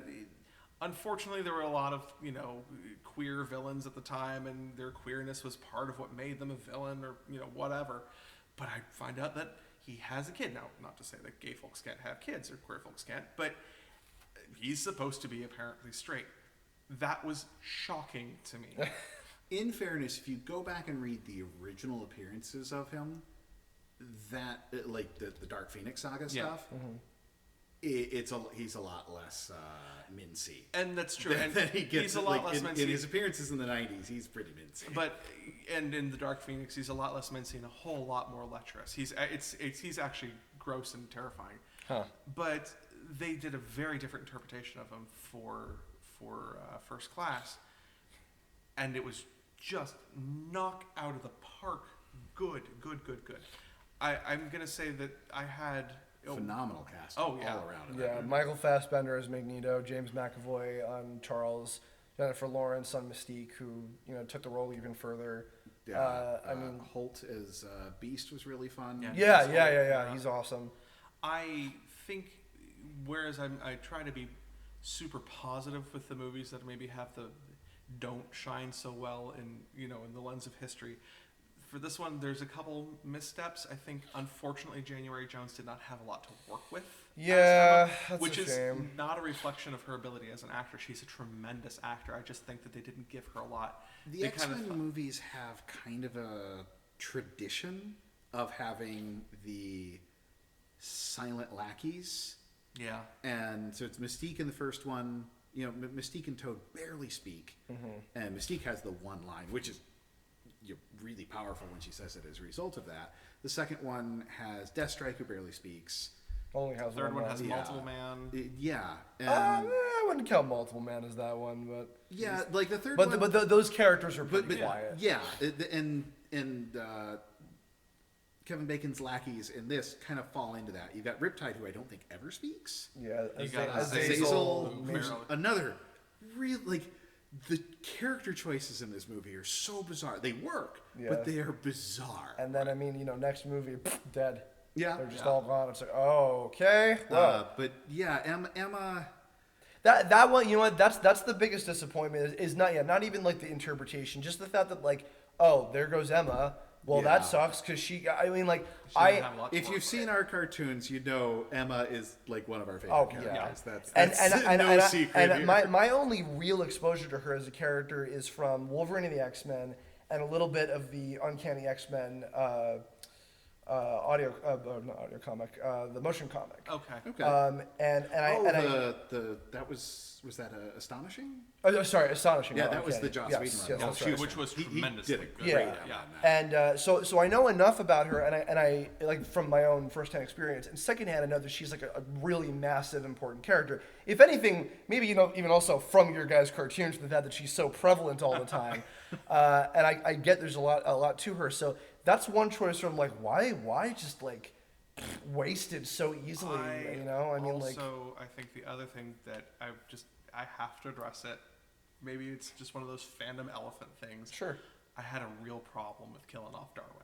I had a real problem. Who is So- Darwin? Darwin is the kid who gets killed when he's Oh, got when the he power explodes? to survive anything. That's right. Okay. So And- that alone is weird, but there is I forgot him and I forgot Havoc for a second. there's just the genre thing. Havoc Right. is just infinitely forgettable in In, every possible in way. Hollywood, there is this trope of there's the black guy who's just there to get killed, who shows how serious everything is. Yeah. Right. And then at the same time, there's also the trope of we're going to kill the most powerful thing to show that the bigger bad is coming.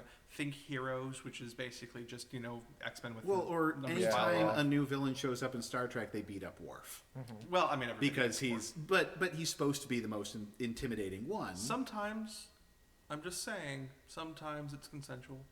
Just want to get that out there. Just want to. Hey, the mother of his kid. Welcome to the Star Trek Kirblog today. Oh, I could go on. I'm sure.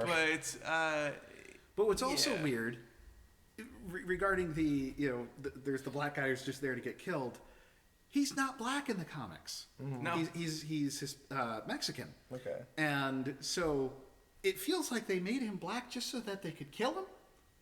Just following Hollywood rules, and that makes me extra uncomfortable. Yeah, that's about mildly this, strange. Where But it's I mean, it actually made me a little uncomfortable. guy's power set is very specifically, I can survive anything. And so I get the idea of, from the story, well, let's come up with a thing that he can't survive. And, And it's a big moment of development for everybody, and it's like, holy shit, guys, wow, this is crazy. And in the comics, he's even touched by the goddess of death, and he becomes immune to death. Oh. Is that the one that Thanos is trying to hook up with, or is that a different death? Oh no, this is the Norse goddess of death. Oh, okay, got it. Who's Th- going to be thanks, in the new movie. Thanks, Marvel. Carry on. Hela is going to be in the new movie. Hela is, who is Hela in the new movie? Oh, they just. Oh, You in know- Thor Ragnarok? Yeah, I'm going to go ahead and say it's Kristen Chenoweth because it isn't, but I like that idea. Oh, God. Right? At the time that we're recording this, they've announced more details about Jeff Goldblum is in Thor Ragnarok and Michael Keaton is going to be in Spider-Man: Homecoming. Did they actually announce that? Yes, that they was did. a rumor for a while. Yeah, and no, they it's said he pulled announced. out. Yeah, Okay. they're using. Did they announce who he is? Chameleon and Vulture, who they're using. I'm assuming he's. Oh no, sorry, not Chameleon. That was my vote. Vulture? Tinker. Tinker. And Oh. Vulture. He's probably Tinkerer. Okay. I'm down with that. Yes, so am I. So, yeah. X-Men. Yeah. Oh, who cares about No, First Class. First Class I love to death because I felt like, even more so than X2, which I do still enjoy, First Class was the first X-Men movie where it felt like the X-Men team getting to do X-Men things Oh yeah, together. at the end it felt like an And X-Men team, and they had, as a total comic book nerd, in the flight suits were totally the Silver Age X-Men Absolutely, costumes, yeah. and that Yeah. made me so and happy. they didn't look dumb. They didn't No, look they like looked too great. goofy or whatever. It was perfect. Yeah, and I was like, think I'm down with the this. thing that I liked the most about First Class is that it was a complete packet. The story fit within its own parameters. It had Yeah, a you beginning, didn't a have middle, to and an end. know the other And movies. more so, you were not left with the. You were left wondering, well, where the hell are they going to go with this? You feel like But- they could go somewhere, Right, but it not wasn't that that they had to. Yeah. And that was so much because, remember, at the time, they were being sort of cagey about whether or not it was just a full-on reboot or whether or not something that fits within the continuity of the previous movies or whether they were going to ever do Yeah, this they one were again. really careful not to, like, in all the press releases, they circle around commenting on that so Yeah, much. yeah, that makes sense. Exactly. Probably because they just didn't know yet. Well, because they were waiting to see how well it did. and going back, because I think isn't basically the First Class. First Class is what mostly the Magneto movie or the Origin movie, and I'm assuming like bits and pieces of the Charles movie Oh, yeah. became together as one yeah, thing. Because, yeah, I mean, they had definitely halves the of both. Magneto movie, Yeah. and I would not be surprised if because in the opening, the first half of the movie, Yeah. there are two parallel stories. There's Charles Xavier With being Raven. a wasp learning responsibility, Mm-hmm. and then there is Eric Lencher, Nazi Hunter. Mm-hmm.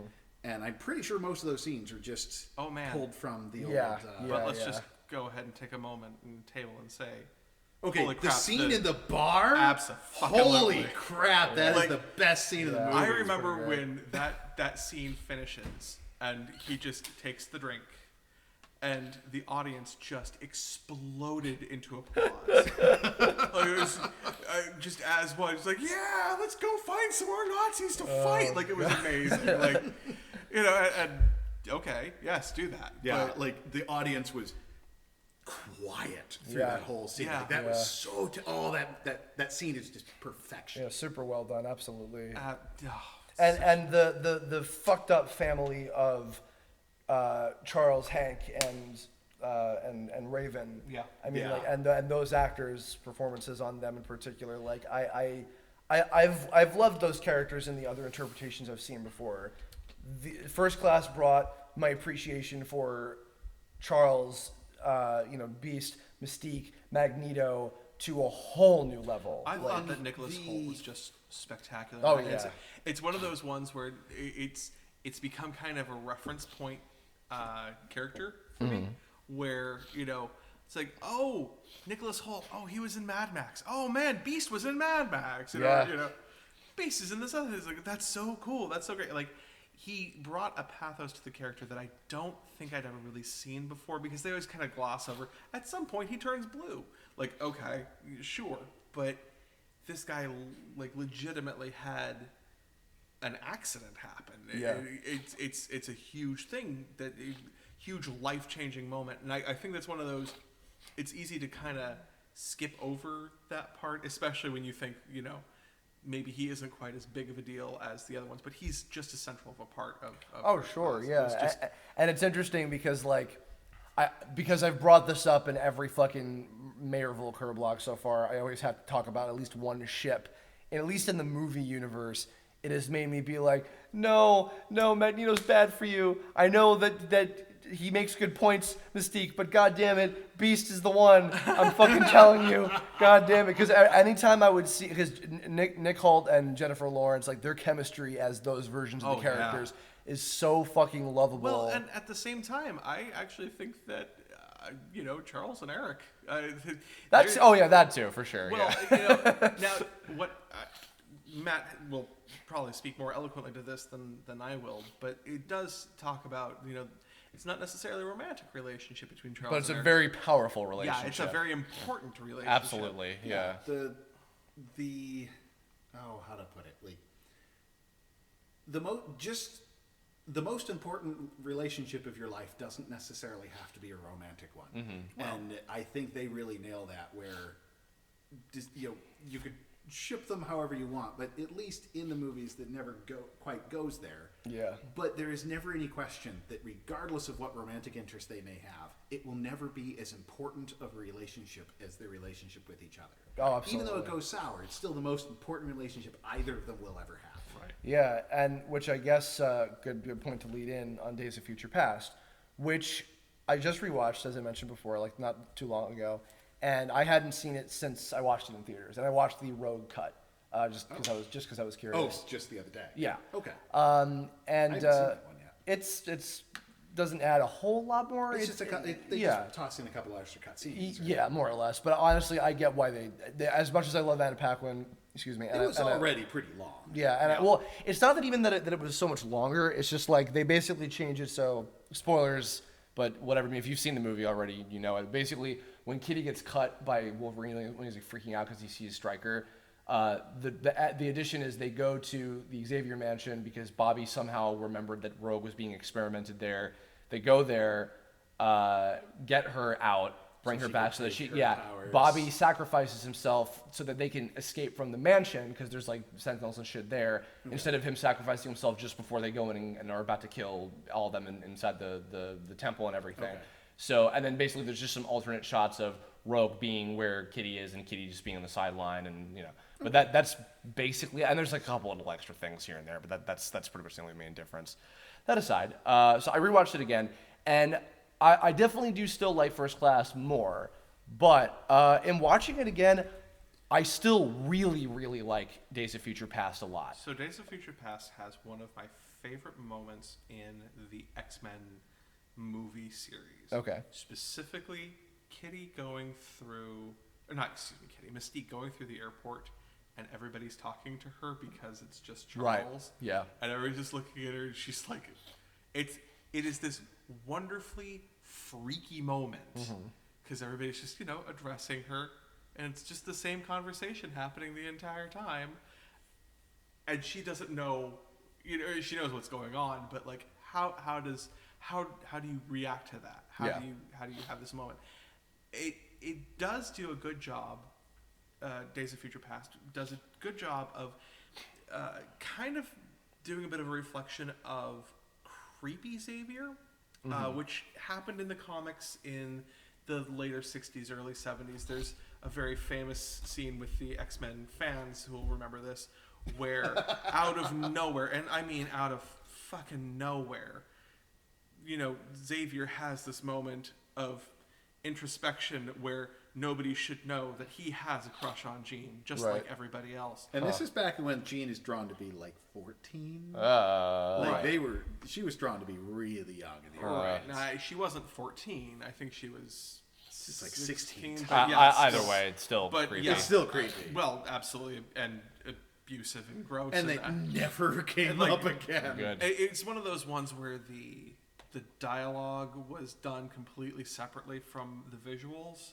They're just two very separate processes in creating the comic, and so who knows how that got put in there. But oh man alive, that is super creepy. Well, and if you read that era, they tried throwing her in every possible love triangle until it stuck. Yeah. So that said, what Days of Future Past does do for the 70s version of Charles is kind of touch on the fact that that power set, if you get right down to it, is really off-putting, and you kind of can't blame Eric for putting on the weird condom helmet. Oh, sure, yeah. Like, yeah, okay, I can understand how this would have happened. Well, because it's an interesting jump from him being totally irresponsible with his powers in First Class to being overly irresponsible in the extreme opposite of, like, I don't want them at all. I don't want to fucking do this at all. I would rather just have my legs back and not be a mutant, period, because I just can't deal with it right now with the shit he's going through. Right. The other thing is, I implied a little bit about this earlier, but just worth stating here again. The people who tell me Days of Future Past fixed, quote unquote, everything about the timeline of the X-Men movies absolutely did not. No. And you know what? I went in being told that, and yet I was not disappointed to see that it didn't. Because the fact of the matter is, as just a standalone piece, just like how First Class was, it is a solid movie with a very good, straightforward theme. And the bonus, whereas First Class is you don't have to know anything, in Days of Future Past, knowing a lot more and seeing the parallel original trilogy cast and the new cast being together, as in like in the same movie, not in the same scenes, was so incredibly cool. Like just like from a fan service standpoint. And going back to the other subject a second ago of the relationship between Charles and Magneto, is seeing Professor X and Magneto in the future timeline, like completely over their shit and being like, we care about each other, we're fighting for the right cause together, like truly, and God, how stupid were we as kids? Let's come together for the kids. Yeah, and then like with you look back at as they themselves described, like we need to be put together when we couldn't have been further apart. Right. And seeing that parallel with the this now completely new separate timeline that has changed because of the Bolivar Trask incident and Mystique's choice and what she does and everything, and the mutants being there in the 70s. I'm going to go ahead and say that probably the thing that really changed history was Hugh Jackman's butt. Because the entire time was like, hold on, let's stop and look at that for a minute. I did sleep. I slept with her many times, but that was the old me. I just got here like 20 seconds ago. That was a fun scene. But Bolivar Trask though, just thinking, oh my God, Peter Dinklage. Oh yeah. Holy shit. He rocked the so good. the 70s hair and the mustache and everything. What I love about that, there's whenever you do a nostalgia piece like that, or it's a period piece, what this one does that most doesn't is they're not afraid to do the stuff from the 70s that's not popular retro 70s stuff. Like, they let Xavier have, like, Ron Jeremy hair. Yeah. It was just shitty looking. They were not afraid to go with the looks that are not popular retroactively, but are still very true to the 70s. And I really appreciated that. That was fun. Yeah. Well, that's the cool thing is, like, I mean, because we were talking, we had dinner before this, and we were talking about how what's really cool about the McAvoy Fassbender era movies and X-Men now is that they're decades. First Class was 60s, Days of Future Past was 70s, and the future, obviously. Apocalypse is going to be 80s, from what I've been told, and which means that whatever comes next, whether it's X-Force or something else, will be 90s. I am so fucking okay with that. Oh, yeah. But yeah, no, their way of, like, making them period pieces, both First Class and Days of Future Past, was they very, kind of very wrapped them effective. around some key events. Yeah, and the bit about the JFK assassination, like, because he was one of us, I was like, oh my god, I forgot about that until I watched it again. I was like, that's a cool little, like, and to have, surprising detail. The president is Nixon, for God's sake. It's like, it's Nixon. Great impersonator, that guy. Oh, yeah, absolutely. But it's Nixon. And so, you're left thinking, because we have the liberty of being in the 21st century and thinking, oh my God, Richard Nixon, Watergate, all of this. This is pre-that. So, who knows?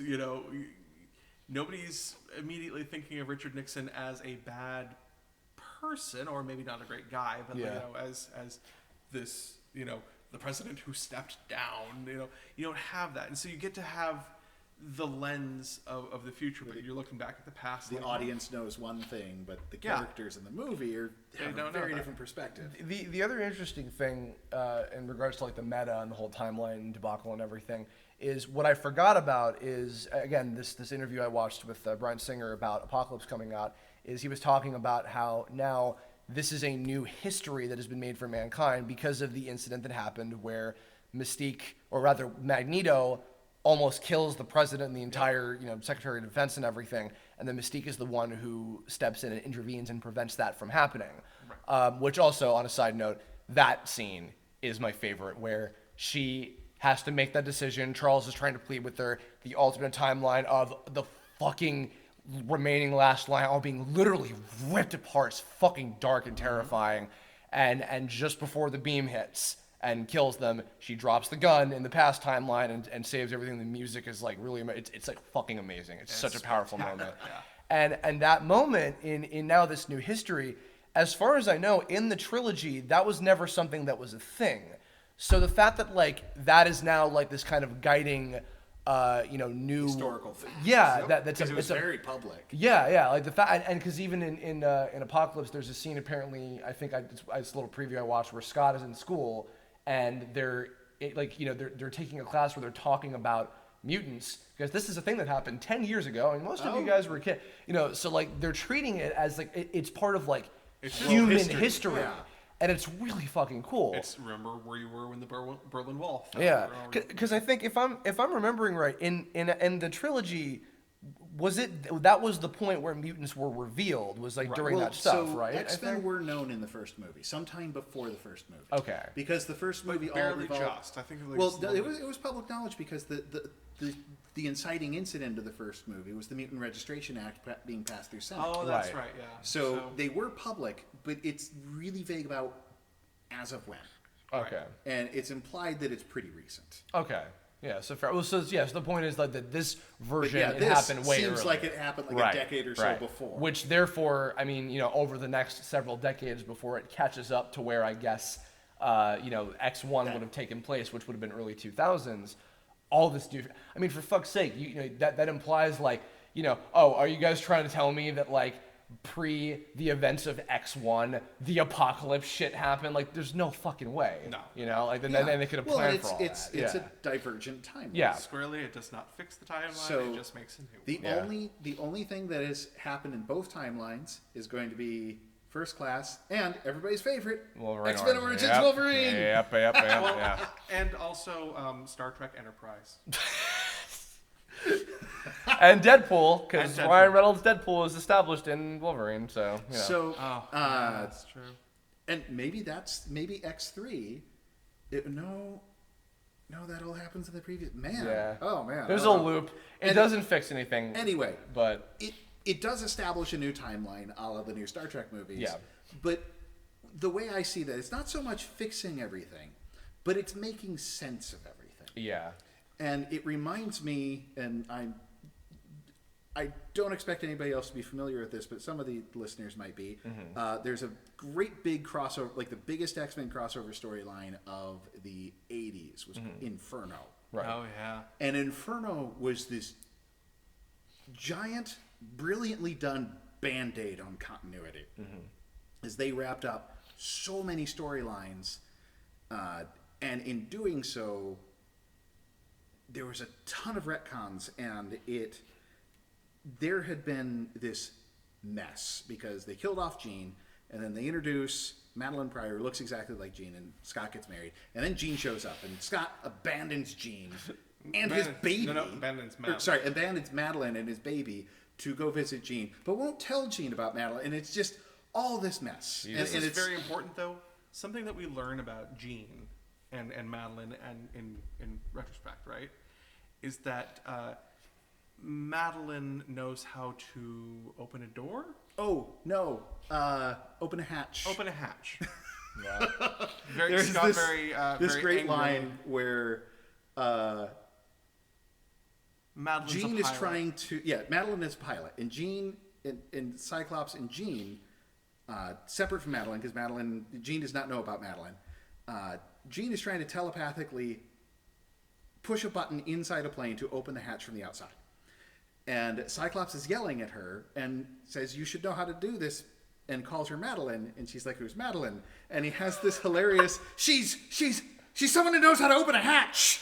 Oh my god. It's one of the most bizarre lines of dialogue. It's amazing. I hope Scott says something about opening a hatch to Jean in Apocalypse, because that would make me fucking happy now. There is no but Madeline Pryor in the movies yet, guys. but that'll Inferno happen. does No, that's this, gonna be next. this Watch. great job of taking a lot of continuity problems along the lines of what we've got with Wolverine Origins and X3, where there's just these dangling things that nobody really wants to address. Yeah. And it did this fantastic job of just tying them all together and leaving you in a place where you can move forward. Right. Right. It doesn't And fix anything. Yeah, necessarily. it doesn't undo anything. But it says, all right, this solves just enough. Yeah, we've that we tied can- off the fraying ends so that they're not going to unravel further. Let's move forward. I feel like Days of Future Past, the movie, was that for the movies. Well, because I think what the intention was supposed to be, it still doesn't totally make sense, but I think the Logan's ending in that movie, well, I guess because he has two different endings technically, but his first ending when he wakes up in the mansion Yeah. and everybody's alive and everybody's okay, I think what that was supposed to be is like the everything gets fixed new version of the trilogy's ending, I think, and then going back to when Mystique, who's now disguised as young William Stryker, fishes Logan out of the fucking ocean or whatever, and then leads up into whatever's happening next, is then what's leading into Apocalypse, and then that timeline having its own rest of whatever shit. Yeah. So I think that now, when we get Apocalypse, and then what I'm assuming will be the final Wolverine movie, because I think that this next one is the last that I think Hugh he said Jackman's he's going to do. done. Yeah, and that's totally fine. He's more than welcome to up and quit now. He's done You so can much just already. stop before this one. Fuck you. It's fine. Don't worry about it. Well, now that I know he's going to have at least like a little part in Apocalypse, I'm Yeah. happy about that for sure. I'm mainly happy with it being just the main team focused on, but Wolverine being in it also, I'm totally cool with.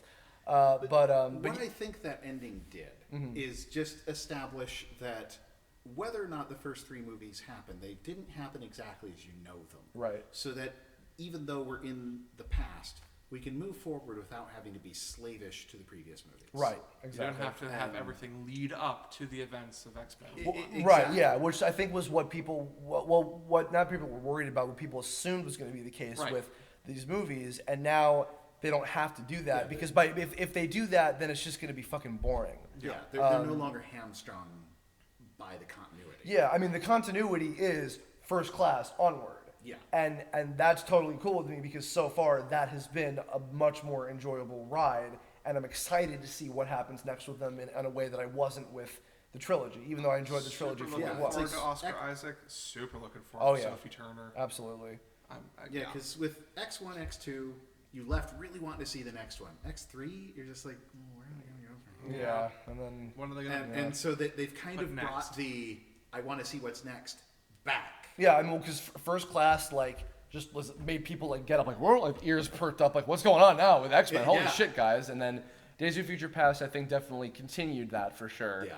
And I think also with Days of Future Past, I think that even though they wanted to go they're going bigger scale with each of these, with this, and then also now Apocalypse, finally after 7-8 movies they've done now, they're doing Apocalypse now. But also Days of Future Past didn't feel like it was trying to be better than First Class. No. So and that's okay. It doesn't have to be better. It was a very, very enjoyable It just has experience. to be good on its own Yeah. merits.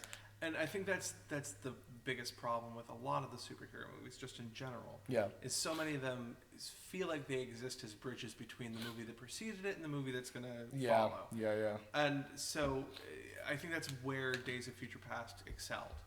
It tied up a lot of stuff, and it rewards you for following the previous movies. And really, you do need to see it, but it wasn't in a situation where oh man, there's no substance outside of what's previously happened and what's obviously going to happen. Yeah. It still had its own action within the film.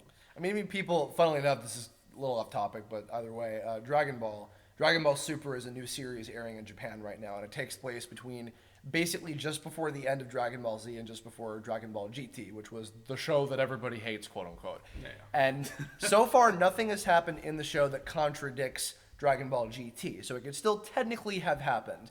And a lot of people are debating that and everything, and making a big continuity fight out of it. But I'm just that's not what it's about. It's about, hey, Toei Animation wants to make new stories with the Dragon Ball characters, who are these big, legendary, powerhouse iconic characters in anime. Tell new stories with them. This point in Dragon Ball Z is enough of an open space of 10 years before GT happens, where they can do a whole bunch of different things with it and be free. With this, it's okay, it's not about just adhering to the lore and the timelines and all the technical shit. No, it's about telling an interesting and intriguing story about Charles, getting back into his shit again, and Mystique figuring out what her moral stance is on humans and mutants, and Logan, probably one of the best uses of Wolverine in the movies that I've seen, even barring the movies focused on him. And Beast figuring out that it's okay to be him as Yeah. he is. Kitty figuring out that her power set doesn't need to have any resemblance to the comic books at all, ever. That was a strange. I was is that based on something, or was that just from the movie? that's just it's You know what, though? It's such a limited power set if you talk about it from the scale of the movie. if you really, really want to get no pricey, so she could phase through matter, and she has learned to phase through time. Yeah, I mean that's what I gathered, but I was that was a case where I'm just you sure it's not just gonna be I mean, you have Bishop and Blink and all these and Warpath and all these new characters. You really didn't just have a new character to do that, but and not that I don't love Kitty, but Yeah, and in the original story, Rachel Summers, who is the daughter of Cyclops and Jean, sends Kitty's consciousness back into Kid Kitty's body. Oh, it's Kitty. So it's adult Kitty. Oh, and okay. Now, the timeline in the movie is far enough apart that Kitty would not be born. Of course, in the yeah. 70s. And also, with it being moved to Wolverine, first of all, Wolverine's the big money powerhouse character. So But logical reason for them using it the made actor can sense. be the same Yeah, because the yeah, character doesn't exactly. age. Yeah. So, It was a good choice. Again, I can't be a purist about it because that's a really smart way of Absolutely, handling yeah. it. And again, Professor X and Magneto and the two timeline versions of them, even again past the actors, that was a great device. That story, and then also with Mystique, because I mean, future Mystique isn't a fucking character because the whole thing was that she died and they used her DNA and blah blah blah. Yeah. But past Mystique in that as that turning point worked so incredibly well. Days of Future Past is even better than I remember when I went back and I watched it. Yeah. Road Cut, if you want to see it, because I just bought it on Google and just played it, I rented it or whatever. Doesn't really add too much if you want to check it out just for the sake of seeing the difference. That's just deleted scenes edited. Yeah. I guess kind of to wrap it up, now obviously Apocalypse has had reviews already, and some people have seen it and everything. I know a lot of people have their gripes. I am excited to see it again after watching Days of Future Past. And actually, Peter, you were explaining to me your kind of thoughts after reading some reviews on it. Okay, so apparently, there's the divide between the people who like explodey movies and then the people who think that X-Men should be really heavy cerebral, cerebral, a lot of philosophical stuff. And like I said earlier, a lot of the X-Men canon has a lot to do with taking the lens, putting it back on, examining our society. Sure. There's a lot of historical points to that. The Mutant Registration Act, or later on the Superhero Registration Act, being used as an allegory for the Patriot Act. The legacy virus is an allegory for HIV. But at the same time, occasionally you have to have a movie that's just a big, giant, explodey thing. And if there's going to be a single character that's going to be the big, giant, explodey thing, it's going to be Apocalypse. That's what he does. I mean, I'm not saying that he doesn't have his philosophical moments. He does. You don't really get to have the four horsemen of the apocalypse without thinking about the nature of life. Right. However, that said, it's okay to have a big, explodey thing. Yeah. I think that... So I have to say I haven't read any of the pre-reviews of the movie. I tend to truly avoid doing that. Right. Specifically because I don't want to go into a film like that and say, well, Already I'm have told your I opinion. hate this. Right. I'm told I ought to hate this. And there are the movies that are simply never going to appeal to me, and I'm not going to pay the money for the ticket to go see that. I don't want to see the Angry Birds movie, and so I'm not going to pay the money for the ticket. Let that be a listen to you, folks. Well, but no amount of effusive reviews is going to change my mind. I'm not going to say, oh, wow, I'm really reconsidering the Angry Birds movie. Unless, somebody that I truly trust says, no, you don't understand. It's truly spectacular. That's not the normal thing for me. By the same token, folks who are really angry that this isn't more cerebral, isn't more plot heavy, is more special effects, is more action, that I'm fine with that. I just want to make sure that it's going to be a fun movie, and I have no reason to think that it won't be. Yeah. McAvoy and Fassbender are just spectacular. And my God, Jennifer Lawrence is really very good, and good enough that it is clearly a struggle to keep her doing these movies. And I think this is going to be, the last one, possibly. You think? I think it's the last one they're contracted. Right, and so we'll see. Okay. And who knows, maybe there'll be a solo Mystique movie, and that would be great. Yes, please. Give me that shit. Want it. I'm fine with that. I think it's worth remembering that Oscar Isaac is a tremendous actor. He's very good. Oh, yeah. And so I'm sure it's going to be a lot of fun. The idea of a character being the big bad, just a bruiser, you can have a good actor bring a lot of fun to a kind of big bruiser character.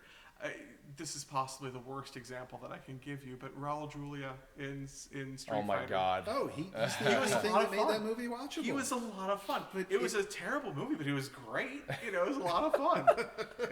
he was a blast because it was Raul fucking Julia doing M. Bison, for God's sakes. But as far as the Apocalypse, based on what I've seen, what I'm looking forward to, because they're introducing this whole new class of characters. They're introducing Cyclops and Jean. Reintroducing the these younger versions basically of them, reintroducing the cast of the original movie. Yeah. And so it feels like to me what they're trying to do is set themselves up for the franchise to continue.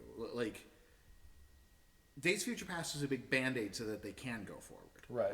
And then this seems to be set up so that they're in a place. I suspect this is setting up a whole bunch of different things where they could kind of branch out because they're wanting to do what Marvel's doing.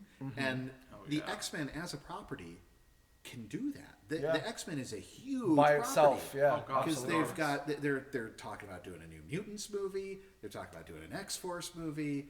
There's definitely going to be more Deadpool. There's definitely going to be more Deadpool. Yeah. There's so many different ways you can go with that, and I based on what I've gathered from just casting announcements and things like that, it seems like they're trying to set up the next batch of movies. And And I think that's good. They've got, what's her name is Jean? Sophie Turner. Sophie Turner. That alone has me on board for the next batch of movies. Yeah. I think, if I could have a single thought with the X-Men movies, they run a tight, they walk a tightrope. Mm-hmm. The Marvel fans, in the time since the first X-Men movie to now in 2016, there's been the MCU. Mm-hmm. And so, whereas when they started the X-Men movies, there was no MCU. Mm-hmm.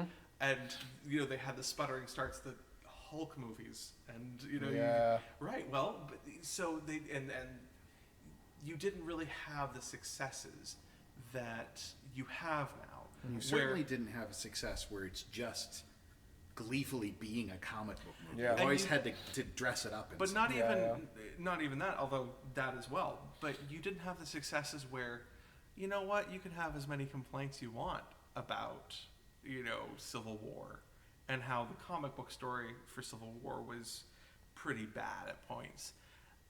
You're gonna still go see the movie. Yeah. You're still gonna go. It's become this huge thing.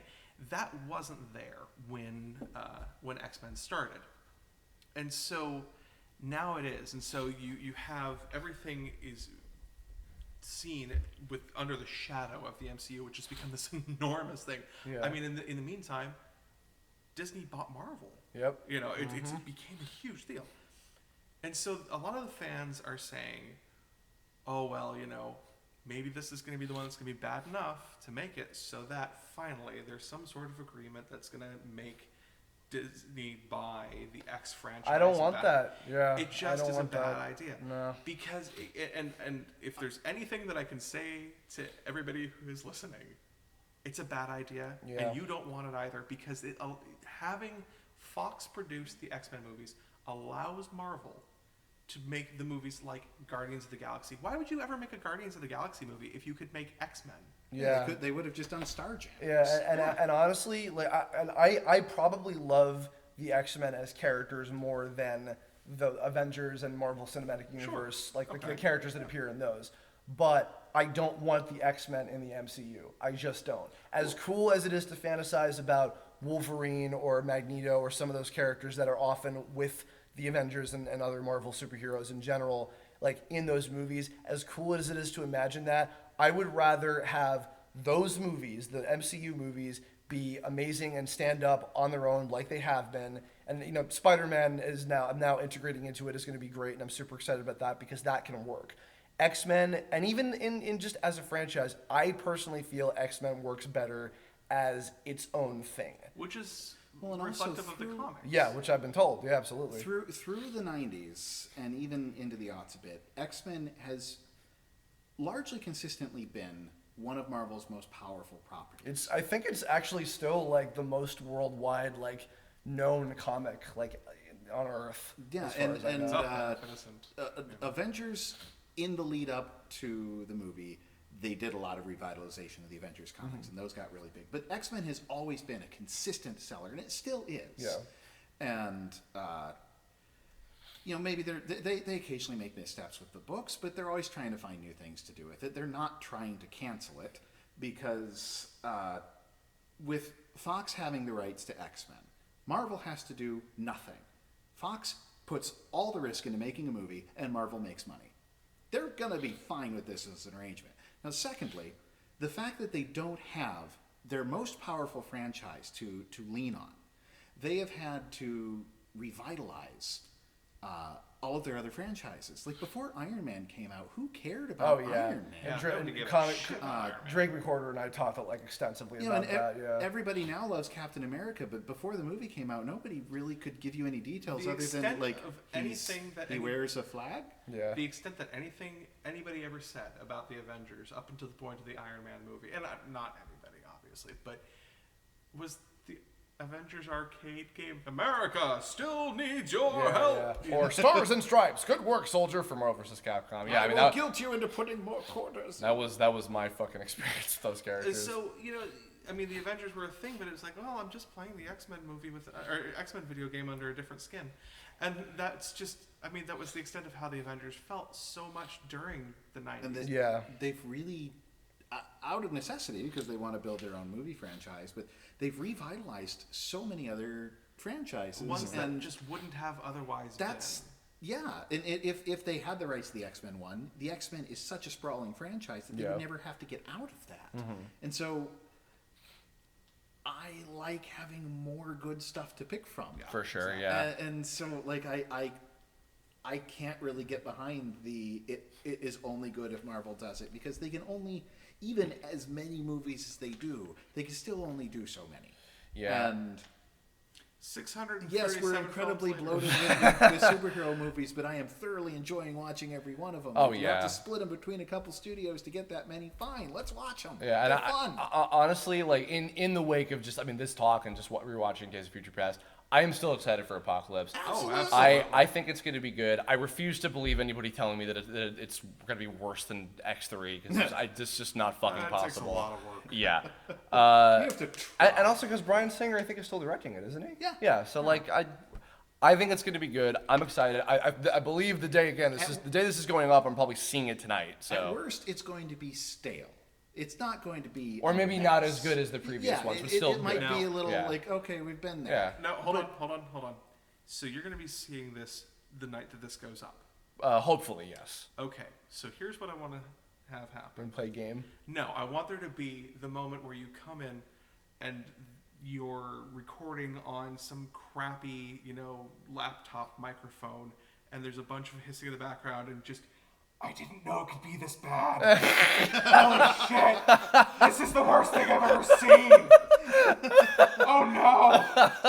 How could they make me hate Oscar Isaac? If it's possible, I will probably be doing because I did a shaky cam shitty little video for when I went to Civil War that night, and I will definitely be doing a separate Kirblog that will be coming out Tuesday or the last day of the month with my thoughts on the movie in general. This movie made The Room look like The Godfather! I fell asleep during The Room, so that's going to be a challenge if that happens.